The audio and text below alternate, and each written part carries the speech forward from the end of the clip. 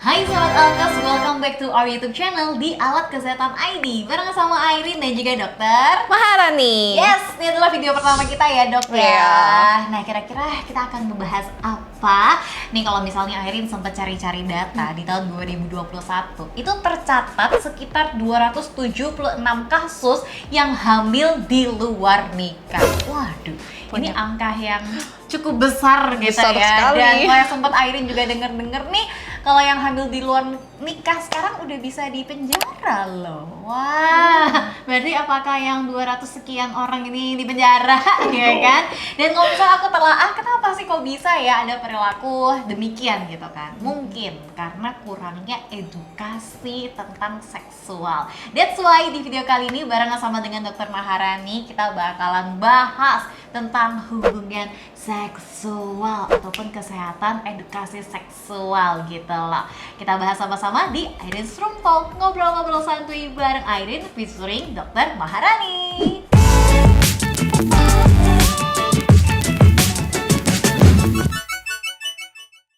Oke, karena memang kita ini kan ngomongin tentang berhubungan seks gitu ya dok. Memang kalau dalam dunia medis gitu yang dikatakan berhubungan seksual itu apa sih? Perilaku apa yang dikatakan, oh ini berarti dia udah berhubungan seks nih gitu dok? Oke, ini saya bicara berdasarkan medis ya, karena saya sebagai dokter.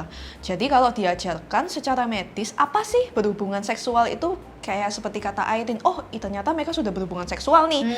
Jadi berhubungan seksual itu adalah suatu peristiwa di mana terjadinya penetrasi. Apa itu penetrasi? Kalau bahasa gampangnya ya masuk ya, adanya suatu masuk penis ke dalam vagina.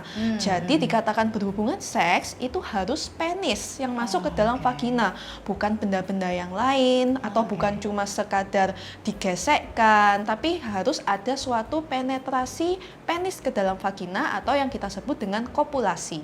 Oke dok, kalau tadi dikatakan berhubungan seks itu kan kalau ada penis yang masuk ke dalam vagina seperti itu. Betul. Ya. Nah ini kalau biasanya nih ya anak-anak yang mohon maaf gitu, udah kebelet gitu kan, belum menikah tapi udah kebelet, pingin ngerasain gimana sih yang katanya nikmat itu.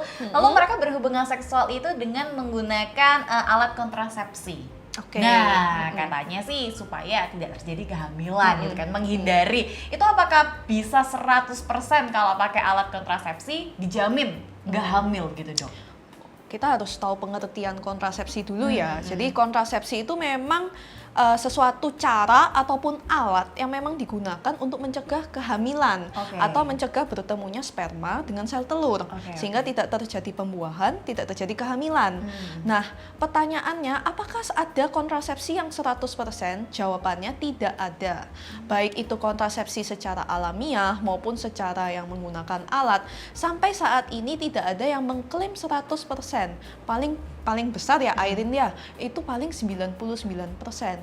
Kenapa? Banyak faktor. Misal nih contoh pakai kondom gitu ya. Kadang pada beberapa kasus kondom terlambat dikeluarkan sehingga isi kondom yaitu sperma keluar ke dalam vagina sehingga akibatnya bisa terjadi pembuahan atau mungkin seperti senggama terputus yang dikeluarkan di luar. Pada kenyataannya seringkali itu gagal dilakukan. Apa dok? Senggama terputus. Senggama itu apa dok? Senggama itu kopulasi. Oh, oke. Senggama Biologi saya terputus. jelek kayaknya. Oke. Jadi mungkin kalau bahasa orang-orang ya keluar di luar, keluarin di luar ya. Nah itu adalah senggama terputus. Itu juga tidak 100%. Kenapa? Pada kenyataannya seringkali telat cabutnya, keenakan telat cabutnya. Nah itu juga gagal. Atau mungkin biasanya IUD. IUD spiral yang dipasang di dalam wanita ya. Betul. Kenyataannya juga tidak 100%. Kenapa? Masih bisa terjadi kehamilan. Atau misalnya vasektomi yang dilakukan pada pria, itu termasuk kontrasepsi tapi pada pria. Itu pun tidak menjamin 100%. Kenapa? Dari vasektomi yang vas deferens yang dipotong itu bisa menyambung kembali sehingga sperma bisa teralirkan sehingga masih memungkinkan sperma keluar di dalam vagina. Banyak masih ada pil KB. Kalau pil KB memang klaimnya sekitar 90%, tapi seringkali lupa untuk minum pil karena pil itu harus setiap hari. Sekalinya lupa sehari, Ya gitu, jadi deh. Aduh, Jadi serem memang juga ya. sampai saat ini tidak ada kontrasepsi yang mengklaim bahwa 100% efektif. Paling banter ya Airin ya 99% lah. Tapi Aduh. ya memang Masih ada celah masih di ada situ celah 1%-nya. gitu ya. Mungkin Iya, nggak iya, tahu iya. kita ke depannya siapa tahu ada yang bikin 100% ya. Waduh, makanya jadi buat sahabat Alkes yang mohon maaf nih mungkin kebelet gitu, udahlah sah dulu aja Iya, ya yang kan. penting sah dulu aja biar lebih enak. Bener. Masih ngomongin tentang enak-enakan sebelum sah ini dong. Kalau tadi di awal sempat dikatakan berhubungan seksual secara medis itu kalau penis kan masuk ke vagina. Kalau digesekkan aja itu berarti belum berhubungan seksual secara medis. Betul. Nah, kadang-kadang kan ada yang pingin coba-coba, ya udah digesekin aja gitu kan. Tapi kalau misalnya digesekin aja terus habis itu juga udah nafsu ya, namanya nafsu itu kan ada keluar cairan baik dari wanita maupun pria. Betul. Nah, itu gimana dok? Apakah pasti 100% kalau digesekin aja nggak mungkin lah hamil atau gimana nih dok? Kalau secara medis tidak mungkin. Kenapa? Karena untuk sperma bertemu dengan sel telur itu tidak semudah itu. Hanya dengan digesekkan lalu keluar cairan, katakanlah keluar sperma, lalu bertemu sel telur. Karena serviks atau liang vaginanya itu jalannya menuju ke sel telur itu panjangnya sekitar 7 cm. Jauh juga ya. Nah, jauh juga kan. Jadi nggak mungkin cuma sekadar keluar digesekkan, dikeluarin di luar nih misalnya katakan cairannya berceceran di luar terus hamil, itu tidak mungkin kecuali ada kecuali nih dari misalnya dikeluarin terus berceceran dimasukkan jari. Nah, jari yang katakan ya dalam tanda kutip belepotan ini, apalagi kalau sudah masuk ke vagina, tentu saja masih bisa menyebabkan kehamilan. Walaupun mungkin peluangnya lebih rendah daripada yang penetrasi secara langsung. Begitu. Tapi berarti kalau andai kata keluar, andai kata ini berhubungan seksual ya dok, tapi keluarnya tuh di luar gitu dok, bisa hamil nggak kalau gitu? Kalau memang bener-bener keluarnya di luar ya, kemungkinan kecil sekali hamil. Kenapa? Kenapa saya bilang kemungkinan kecil nih, bukan pasti nggak hamil? Karena saat penis dimasukkan ke dalam vagina, cowok itu pasti akan mengeluarkan cairan pelumas juga, walaupun tidak sebanyak pada wanita. Cairan pelumas yang dikeluarkan laki-laki ini tidak menutup kemungkinan didapatkan sel sperma di dalamnya, walaupun dalam jumlah yang sangat dikit dibandingkan saat ejakulasi. Jadi masih mungkin sekali bisa terjadi kehamilan walaupun dengan persentase yang jauh lebih kecil dibandingkan saat penetrasi. Gitu. Jadi yang kebelet mungkin ya digesekin dulu. Jangan. Pakai kondom Yang dulu. Nikah dulu aja ya, nikah dulu aja. Anyway dok, bener nggak sih kalau kita tuh ketika berhubungan seksual gitu ya, wanita dengan pria, and then nggak ada darah di vaginanya, yang menandakan kan nih berarti selaput darahnya si wanita ini kan udah robek gitu ya. Ini berarti wanitanya udah nggak perawan gitu, bener nggak dok? Nah ini menurut saya pribadi masalah buat orang-orang di Asia ya. Benar. Suatu virginity itu masih berdasarkan robek atau tidaknya selaput darah, ada darah atau tidak yang keluar saat malam pertama. Wah, waktu berhubungan malam pertama kok nggak ada darahnya, kamu nggak perawan ya? Itu aku masih nggak jadi struggle banget kan, itu masih struggle banget. Okay. Padahal tidak selalu saat nih masih virgin nih memang nggak pernah berhubungan seksual, kemudian berhubungan seksual, apakah selalu harus ada darah? Jawabannya tidak. Jangan dibayangkan himen itu seperti kertas yang kaku. Dia bukan seperti kertas yang apabila ditusuk bolong harus keluar darah. Dia berbeda. Dia berbentuknya lentur, sehingga memungkinkan kita wanita-wanita yang katakan memang belum pernah berhubungan seksual bisa aktivitas dengan lancar tanpa merobek himen. Contoh, himen itu selaput darah dong? Betul, himen itu selaput darah.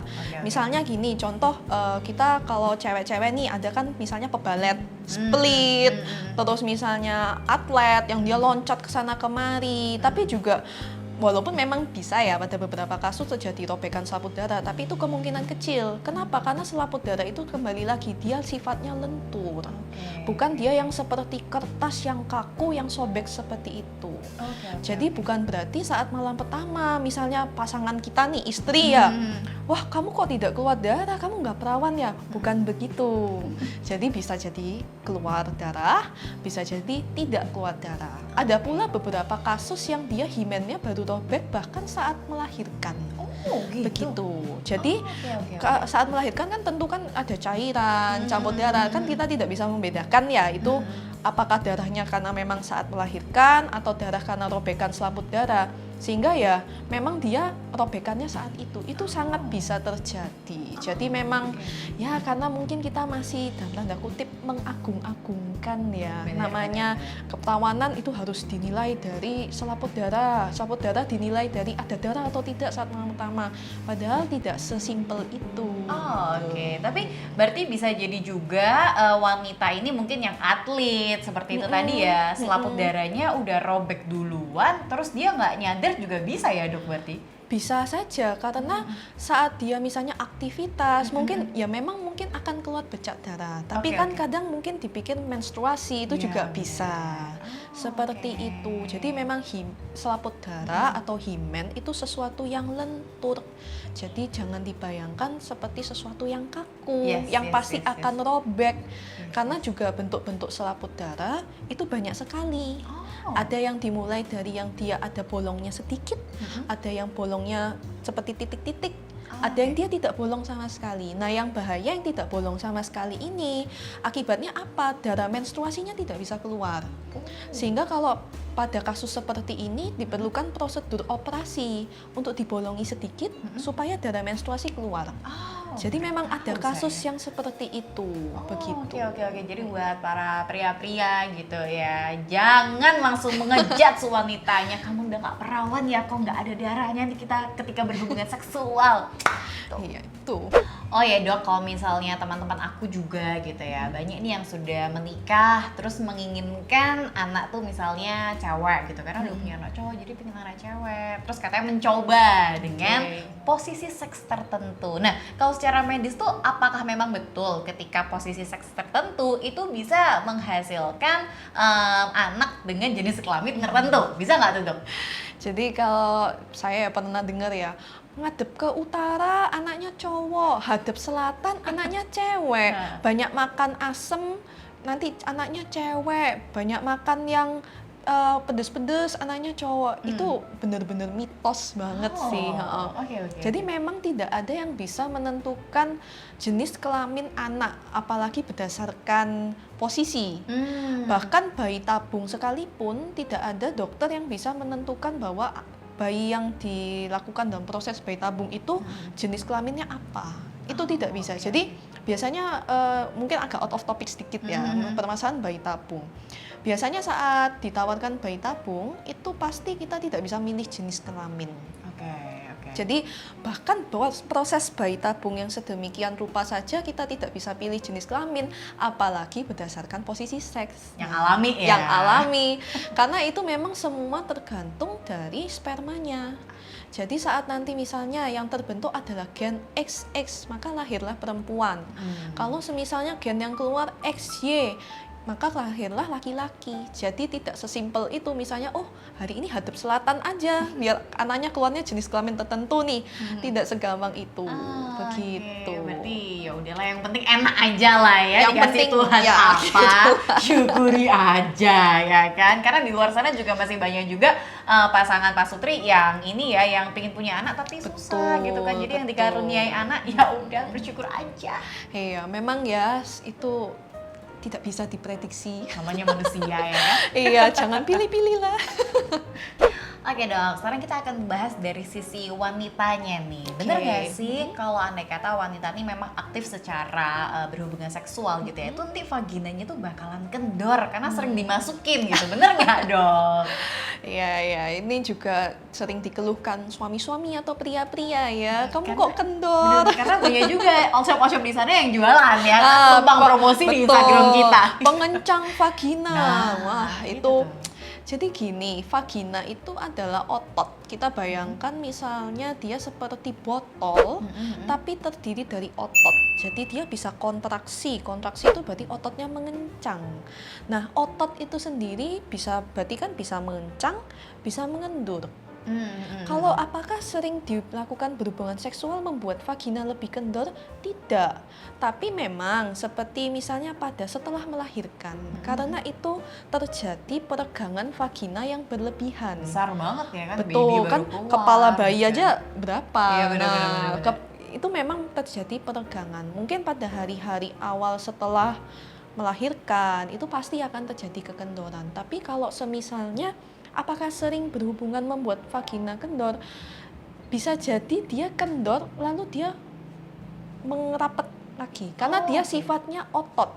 Otot kan ya, misalnya kita bayangkan saja otot tangan ya. Otot tangan kan kalau kita sering latihan olahraga dia akan kenceng. Nah, seperti itu. Karena dia ototnya berbentuk lingkaran, pasti dia bisa kencang, bisa kendor. Begitu. Jadi apakah sering dimasukin terus jadi kendor? Ya enggak. Emang karena dia elastis. Karena gitu memang ya. elastis. Ya udah, buat gitu. wanita-wanita pede aja. Buat Iya. pria jangan banyak protes. Kalau tadi kita udah ngomongin tentang alat kelamin wanita gitu ya. Nggak adil dong kalau kita nggak ngomongin yang alat kelamin pria nih. Nah, biasanya yang jadi struggle atau sering omongan di luar tuh adalah besar kecil enggaknya, panjang atau enggaknya, kan gitu ya kan. Nah, ini tuh Irene sempat dapat omongan dari luar nih, Dok. Katanya kalau waktu kecil atau pokoknya kita lah sering yang pria ya sering makan mie instan, itu nanti penisnya tuh berukuran kecil. Bener nggak sih, Dok? Oke. Emang? Jadi ini ya sesuatu yang baru ya buat saya ya. Biasanya kan memang kita nggak pernah tahu ya. Ada yang juga pembesar penis, Nah, obat-obat tuh. maerot, kayak gitu kan. Seakan-akan ukuran itu menjadi sesuatu yang wah, Penting banget. penting banget dalam hubungan seksual untuk memuaskan seorang wanita. Harus besar. Sebetulnya mungkin ya ini buat tahu aja ya. Ternyata yang bikin cewek puas itu bukan perkara ukuran loh. Apa tuh terus tuh? Kekerasan. Oh. Jadi nggak usah khawatir kalau misalnya kalian punya penis yang kecil atau kalian punya penis yang kok sedang-sedang aja, kok temen-temenku kok besar ya. Karena yang penting itu kekerasannya gitu. Jadi kalau misalnya ditanya kayak apa sih, Dok, keras yang bagus itu? Yang keras yang bagus itu yang seperti timun.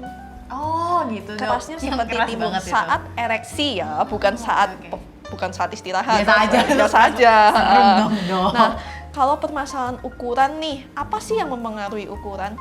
Nomor satu yang mempengaruhi ukuran adalah genetik. Oh, oke. Jadi genetik nih misalnya ras. Ras kalau untuk Asia memang ukurannya ya normalnya sekitar 10 cm. Kalau ya mau lebih besar daripada itu mungkin bisa kita bule ya. Contohnya bule yang di Amerika atau misalnya di Afrika memang ukurannya pasti akan lebih besar daripada orang Asia. Nah, terus juga kan sekarang ini barusan ya ada kabar mie instan. Apakah memperkecil penis? Jawabannya tidak. Mie instan itu memang pada akhirnya akan menyebabkan obesitas. Nah, obesitas secara otomatis kan lemak di perut itu semakin banyak semakin gitu besar. ya. Karena semakin besar, semakin berat lemak daerah perut, secara otomatis dia akan menekan daerah penis.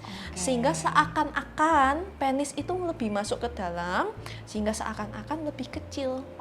Begitu. Tetapi saat dia ereksi, tentu saja tidak akan berpengaruh secara ukuran.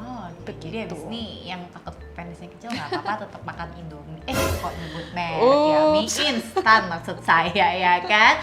Tapi nanti efeknya juga kemana-mana ya penyakitnya kalau memang mie instan ya. Kalau secara penelitian mie instan yang dianjurkan adalah sebulan 2 kali.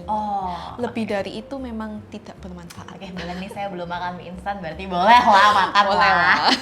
Kalau tadi udah ngomongin tentang berhubungan seksual ya, Dok. Nah, ini kita nyerempet-nyerempet dikit gitu tentang masturbasi gitu kan. Karena siapa tahu mungkin ada yang belum menikah atau udah menikah tapi pingin coba-coba masturbasi gitu loh, menikmatin alat kelaminnya sendiri gitu. Dan ini sebenarnya masturbasi itu kalau di dunia medis apakah memiliki manfaat atau seperti apa nih, Dok? Kalau berdasarkan jurnal-jurnal penelitian yang saya baca ya, sebetulnya itu manfaat dan resikonya nih masih jadi perdebatan. Oh, oke. Apakah ada manfaat atau justru besar resiko atau justru besar manfaatnya? Tapi yang jelas pasti setiap perbuatan ada manfaatnya dan ada resikonya. Kita bicara manfaatnya dulu deh Oke. mungkin ya. Kalau masturbasi, manfaatnya pasti dia akan lebih mengenal bagian tubuhnya sendiri. Dalam artian, oh ternyata saya lebih mudah dirangsang di bagian sana. Jadi nanti kemudian akan berguna saat dia menikah, dia bisa lebih menikmati tubuhnya sendiri, dia bisa lebih mengerti titik mana yang dia bisa mencapai puncak orgasme. Oke. Begitu. Nah, manfaatnya juga masturbasi itu kan sebetulnya sama seperti berhubungan seksual, hanya dilakukan sendiri. Saat orgasme nih, saat sudah puncak keluar orgasme, itu akan mengeluarkan hormon-hormon yang menyenangkan seperti hormon serotonin, dopamin, norepinefrin, epinefrin, sehingga setelah masturbasi atau setelah berhubungan seksual itu akan ada rasa puas. Oh, oke, Itu oke, mungkin oke. kalau kita bicara manfaat Manfaatnya. ya. Jadi salah satunya juga karena sudah mengenal yang mana nih yang buat nikmat gitu ya. Betul. Nanti waktu menikah bisa instruksi ke pasangannya. Betul. Kalau ngomongin efek buruknya nih dong. Nah, ini efek buruknya ini juga masih jadi perdebatan. Ada beberapa yang mengatakan bahwa kalau sering masturbasi maka dia akan lebih tidak menikmati berhubungan dengan pasangannya. Kenapa? Karena dia sudah sering melakukan sendiri sehingga tidak sesensitif itu Oke, terhadap misalnya dia, wah aku loh bisa orgasme sendiri, tapi kok dengan pasanganku aku nggak bisa ya. Karena dia sudah terbiasa tahu titik-titik yang enak, sedangkan mungkin pasangannya belum tahu titik-titik enaknya di mana. Akhirnya dia sudah tidak terlalu sensitif itu, dia akhirnya mendapatkan kepuasan ya hanya dengan masturbasi, dia merasa berhubungan seksual sudah tidak senikmat itu. Begitu. Oke, jadi Atau nama lainnya kalau kita bisa bilang erectile dysfunction atau Apa tuh? disfungsi ereksi. Oke. Itu adalah kondisi di mana kalau pada lelaki ya, penisnya tidak bisa berdiri. Gitu. Oke. Sedangkan untuk memuaskan wanita tadi kan salah satu kuncinya harus keras seperti Betul. timun. Jadi ya buat sahabat Alkes yang mau masturbasi atau sering masturbasi mungkin dipertimbangkan juga ya manfaat dan juga efek buruknya nih. Iya, walaupun memang ada yang bilang itu juga baik ya. Maksudnya memang kan ini ada suatu hal yang masih tabu. Mungkin kalau di luar sana itu ya sesuatu yang biasa ya Biasa, masturbasi. benar, Tapi ini saya rasa memang harus ceritakan. Kenapa? Karena pasti banyak anak muda yang zaman sekarang pengen tahu apa sih, kenapa kok gini, gimana caranya. Bener, rasa Gitu. penasarannya yang tinggi gitu ya kan. Terus juga memang salah satu resiko yang buruk kalau misalnya nih dilakukan secara tidak tepat. Mungkin yang sering kalian tidak tepat pada wanita ya. Oke. Wanita mungkin bisa masturbasi salah satunya dengan memasukkan barang yang berbentuk benar-benar. seperti penis ke dalam vaginanya. Seandainya itu tidak tepat dimasukkannya atau misalnya tidak cukup basah, tidak cukup licin, itu bisa melukai dinding vagina. Apalagi Nah, mungkin nggak steril juga barangnya betul, bisa juga ya dok ya, betul. jadinya. Seandainya tidak steril bisa menyebabkan infeksi saluran kencing, infeksi pada organ reproduksi.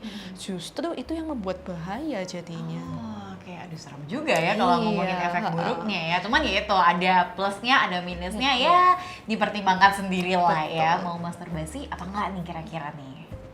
Memang kalau di Indonesia, di Asia gitu ya dok, kalau kita ngomongin tentang seksual, berhubungan seksual tuh kayak sesuatu yang masih tabu gitu ya. Nah, cuman akhir itu juga lumayan miris membaca berita-berita yang akhir belakangan ini. Itu ada anak yang di bawah umur membuli sesama temannya untuk berhubungan seksual dengan kucing. Ya kan? Lalu di video disebarkan sampai mohon maaf nih, ternyata korban psikisnya terganggu dan meninggal gitu kan. Nah, aku tuh jadi kayak membayangkan loh, kok bisa ya anak-anak di bawah umur itu nyuruh temennya untuk berhubungan seksual? Kok dia ngerti konsep berhubungan seksual tuh seperti apa? Berarti ini kan edukasi tentang hubungan seksual atau edukasi seksnya ini mungkin belum diajarkan atau seperti Betul. apa gitu loh dok. Nah kalau menurut dokter sendiri, untuk kita tuh mengedukasi seks pada anak itu sebenarnya sebaiknya ya dilakukan ketika usia berapa sih dok? Ya sayangnya ya memang edukasi seks ini belum jadi suatu perhatian ya di sekolah, misalnya katakanlah sekolah dasar. Kan kita paling baru dapat edukasi seks mungkin SMP, SMA. Saya sih waktu itu SMP sih. Nah, kan usia saya. SMP kan, padahal seharusnya edukasi seks itu dilakukan sejak sedini mungkin. Oke. Sedini mungkin sejak anak atau katakanlah balita atau batita itu sudah mengenal secara verbal, bisa bicara, sudah bisa mengerti. Karena sebetulnya pada anak-anak usia 3 sampai 6 tahun, ada yang bilang sampai 7 tahun, itu memasuki fase falik. Apa tuh? Falik itu dalam bahasa yang lain adalah batang. Jadi dia mulai mengerti kenapa saya punya vagina, kenapa teman saya berbeda, kenapa dia tidak punya vagina, kenapa dia punyanya penis. Sebetulnya itu bukan sesuatu yang tabu untuk orang tua membicarakan hal-hal seperti itu kepada anaknya. Jadi memang yang penting bukan dari sekolah, tapi dari orang tua. Karena orang tua lah yang sebagai primer. Selalu bertemu setiap hari. Tentu kan anak-anak kok nggak tahu apa pasti tanya ke orang tuanya kan ya. Benar. Nah, kalau misalnya edukasi seks memang secara umur kecil-kecil itu ya harusnya sudah mulai dilakukan ya sejak mereka mengerti, sejak mereka bisa bicara bagaimana caranya. Permasalahannya ini adalah masih banyak orang yang belum mengerti bagaimana saya sebagai orang tua menjelaskan tentang seks kepada anak saya, apakah itu sesuatu yang benar, apakah itu sesuatu yang salah.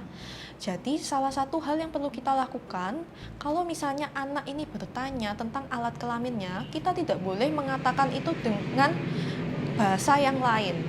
Jadi bila itu penis, katakan itu penis. Bila itu vagina, katakan itu vagina.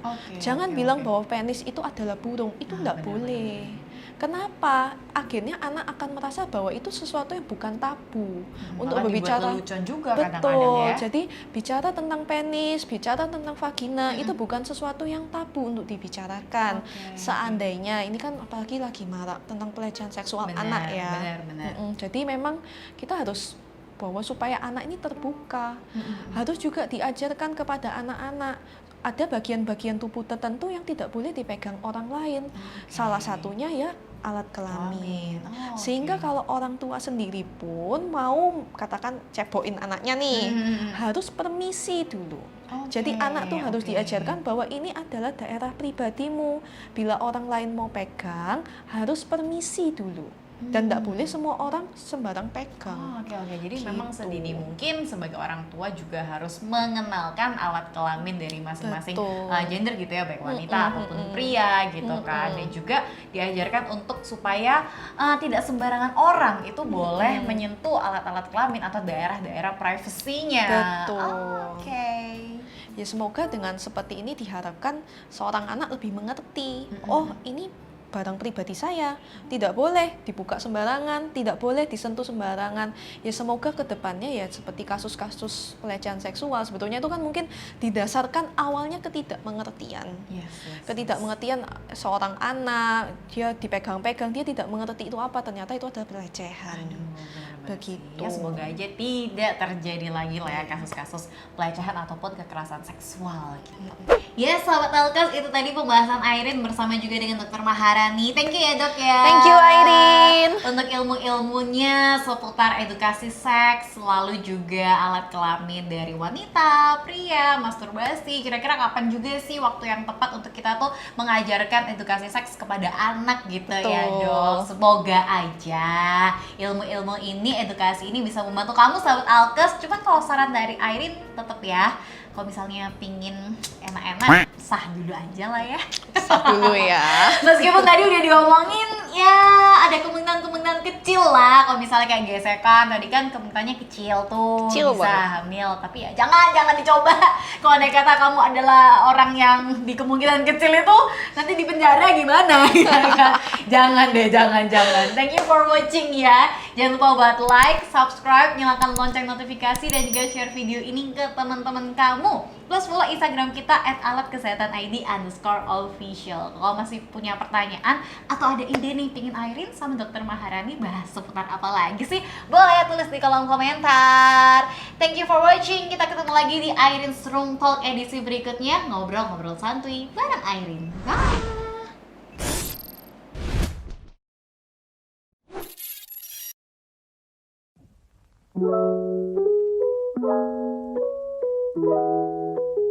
Bye.